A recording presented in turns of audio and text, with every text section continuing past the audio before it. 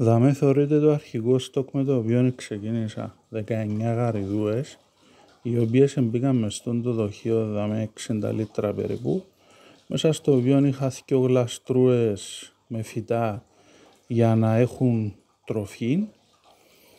Αναπτύσσεται άλγη πάνω στα φύλλα του μυριόφυλλου, την οποία τρώνε μετά οι γαρίδες, έτσι δεν χρειάζονται κανέναν τάισμα.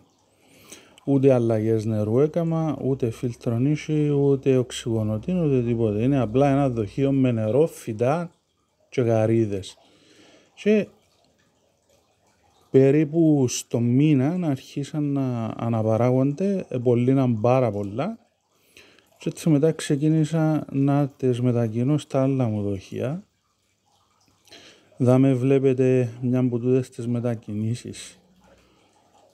Εύκαλα τις γλαστρούες μου έξω με τα φυτά, περνώ την απόση μέσα 2-3 φορές, φκαίνουν καμιά 30-40 γαρίδες και έτσι είναι έτοιμο το στοκάρισμα του επόμενου δοχείου. Δηλαδή τούτες μετακίνησα σε 9 διαφορετικά δοχεία. Ούλα μου τα νούφαρα πλέον έχουν γαρίδα, η οποία βοηθά στον έλεγχο της άλγης.